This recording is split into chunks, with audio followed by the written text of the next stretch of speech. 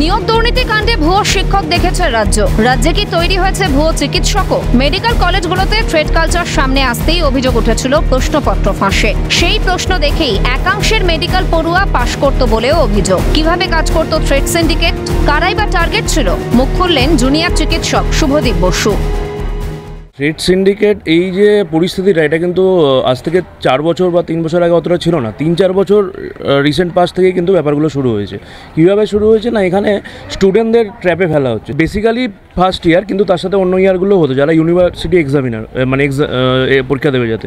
এবার ব্যাপারটা কী হচ্ছে না, ফার্স্ট সেকেন্ড ইয়ার বা ফাইনাল প্রব অবধি যারা আছে তাদের কিছু পোর্শনকে তারা বলতো যে আমরা পাস ফেল সব করিয়ে দেবো, অনার্স পাস ফেল আমাদেরই হাতে, তোরা আমাদের শুধু কথাবার্তা শোন। তো বাচ্চা ছেলে জুনিয়র যারা 20-21 বছর বয়স জুনিয়র বলতে পড়াশোনা করতে হবে না, পাস করিয়ে দেবো, এরকম একটা প্রলোভন দেখানো হতো যে নাম্বার তো আমাদের হাতে, তো আমাদের কথাবার্তা শুনলেই হবে, তোরা যে আমরা যেগুলো ইনস্ট্রাকশন দেবো সেগুলো করবি। এরকম একটা মানে গোষ্ঠী থেকে পার্টিকুলারলি বলা হতো।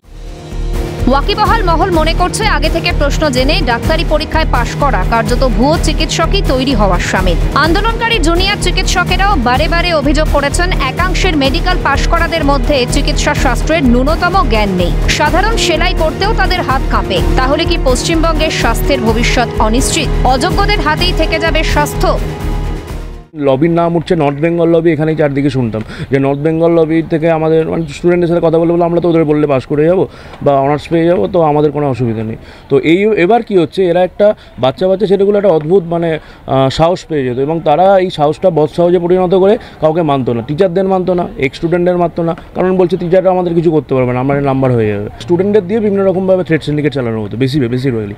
কী হতো না, স্টুডেন্টরা হচ্ছে যে পাস ফেল যেহেতু ওদের হাতে, তো স্টুডেন্টরা এরকম ধরনের 20-30 জন স্টুডেন্ট তারা কী করতো, কাউকে মানতো না। টিচারদের সাথে অসভ্য ব্যবহার, এক্স স্টুডেন্টের সাথে অসভ্য ব্যবহার, অথরিটির সাথে অসভ্য ব্যবহার। ভালোভাবে মানে কেউ নিইনি বলেই তো আমরা এখন কথাগুলো বলছি বা জুনিয়র ডাক্তাররা আন্দোলন করছে।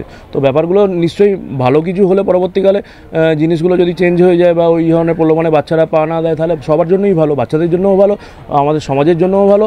আমরাও সব এক্স স্টুডেন্টরা বা যারা বিভিন্ন অর্গানাইজেশনে আছে তারা চাই ডাক্তারি সমাজটা যেন সুরক্ষিত, সুস্থ, ভালোভাবে থাকে। বিগত 3 বছর ধরে বিভিন্ন মেডিকেল কলেজ হাসপাতালে এইভাবে থ্রেড সিন্ডিকেট গজিয়ে উঠেছে। সেখানে রীতিমতো বলা হতো পড়াশোনা করতে হবে না, তারা এমনিতেই পরীক্ষায় পাশ করে যাবে, প্রশ্নপত্র পেয়ে যাবে। আর এই সমস্ত কিছুর কবলে পড়ে বিগত 3 বছরে বিভিন্ন মেডিকেল কলেজ থেকে হয়তো বহু ডাক্তারি পড়ুয়া তারা পাশ করে গিয়েছেন। আর এই থ্রেড সিন্ডিকেটের কবলে পড়ে তারা পাশ করেছেন। সেখানে আগামীতে তারা কী ধরনের ডাক্তার হবে সেটা কিন্তু সবথেকে বড় প্রশ্ন সমাজের কাছে। ক্যামেরায় গোপাল তপাদারের সঙ্গে অয়ন শর্মা, ক্যালকাটা নিউজ, কলকাতা।